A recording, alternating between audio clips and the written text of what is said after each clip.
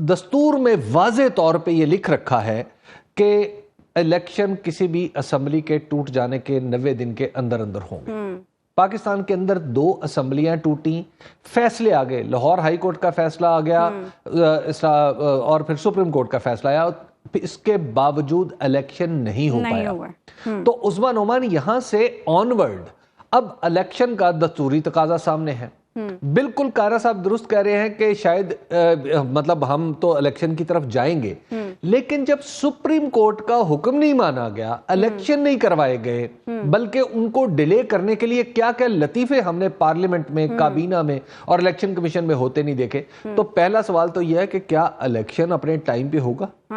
एक तजाद तो अभी साहब यहीं पर है। कुछ दिन पहले तक पीपल्स पार्टी के तमाम रहनुमा भी यही कहते थे कि इन हालात में इलेक्शन नहीं हो सकते, हमारी मईशत खराब है, इस वक्त हमारे सियासी अदम इस्तेहकाम है, इन हालात में इलेक्शन नहीं हो सकते। आज कायरा साहब भी बड़ी शद्दोमद से ये कह रहे हैं कि नहीं, हालात जैसे भी हो इलेक्शन तो होने चाहिए।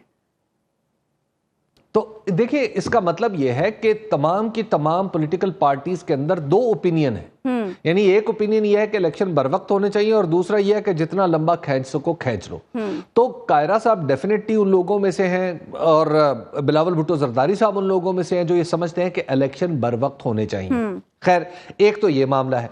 दूसरी बात जो आप कह रही हैं कि ये आमने सामने होंगे, देखिए मैंने आपको पहले भी अर्ज किया था कि अब टाइम आ गया है कि अब ये बिल्कुल साथ साथ ना चलें, बल्कि एक दूसरे के मद्दे मुकाबिल आ जाए। अब मद्दे मुकाबिल आएंगे और जैसे ही ये बजट पास होगा 2-4 दिन में, तो आप देखिएगा कि दोनों जमातें आपको गुत्थम गुत्था नजर आएंगी। अच्छा। उसकी वजह यह है कि ये दोनों जमातों की एक सियासी जरूरत है कि दोनों एक दूसरे से अलग अलग रखें, अलग अलग नजर आए।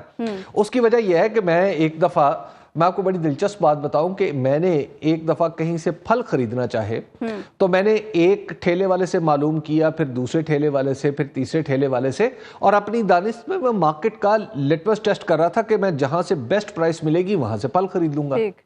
तो जब मैं फल एक से खरीद चुका तो मुझे बाद में पता चला कि वो सारे के सारे ठेले जो थे वो किसी एक ही पार्टी के थे, उनका ओनर एक ही था, लेकिन उसने अपने मुख्तलिफ ठेले लगा के एक गर्मी बाजार पैदा कर, एक कंपटीशन। तो ये जो पॉलिटिकल जंक्चर जिसकी हम बात कर रहे हैं, यहां पर भी एक्चुअली पीडीएम और पीपल्स पार्टी, आपको सब जानते हैं, अदम एतमाद के लिए ये इकट्ठे थे। इलेक्शन 14 मई को इलेक्शन नहीं होना चाहिए, ये इकट्ठे थे।